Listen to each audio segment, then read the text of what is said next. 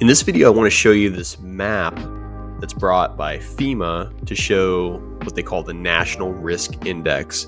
So I don't know everything about it, but it's a pretty cool map, and I'll drop a link below for you to explore. But I just kind of wanted to show you what they're doing with the data that's available for the United States. They have a risk index for a couple of different things. So they have natural hazards.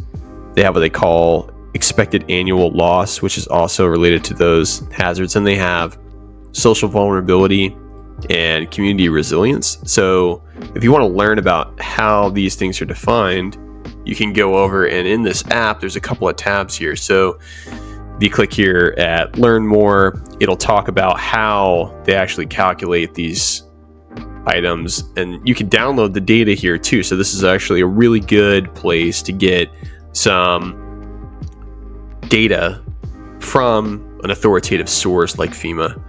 You can look around at the data glossary, all the guides on how to actually understand the data. I'm going to go back to the map here and show you kind of how to get deeper into some of this. So I'm going to go here, and for no specific reason, I'm just going to pick Nashville, Tennessee.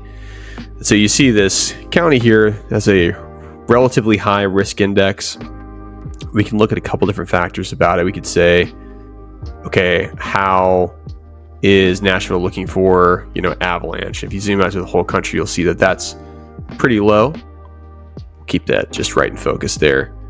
Coastal flooding, obviously it's inland, so that's not the case. Drought, you can see that it is on the very low. You can see heat wave. Nashville is relatively moderate. So you can kind of walk through these different factors. Then over here on the right hand side, you could say create report. So if I clicked on a county, I could go and say, okay, for Davidson County, Tennessee, let's create a report.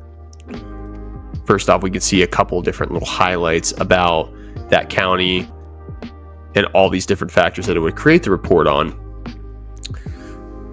And down here we say create that report. It'll launch us into this other page where we have this full breakdown of all this data for that specific area. So if you wanted to know about a specific county in the US and what was going on with it, you could get this very custom tailored output of data that you could understand just for that area. So anywhere in the United States, if you wanted to look at census tract, so a census area, so specifically one of these areas versus the whole county, you could pull that data for specific areas. So right here for census tract, this ID right here, this will tell you everything about what is expected to be a problem in this area. So definitely just a neat tool there that you can just click on and create a report from there.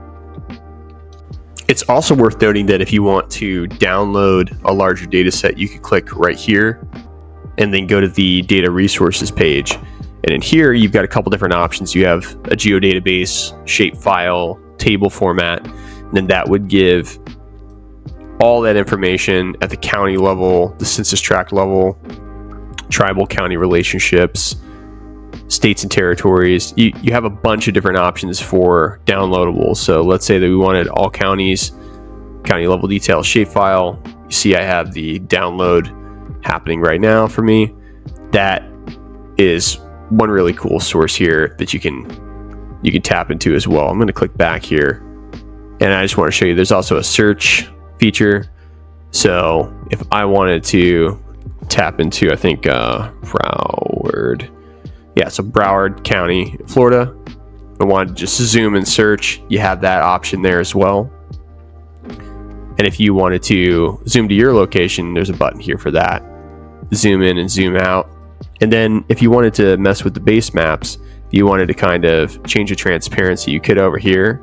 And if you wanted to see, streets or a satellite, I think that this is really interesting because some of these factors may be relevant to the lakes, rivers, coastline, what have you, of that area. So let me turn the visibility up all the way.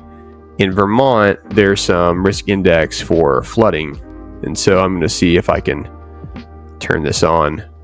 We'll actually go to the legend here, and we'll look up, and you'll see some of these areas have relatively moderate.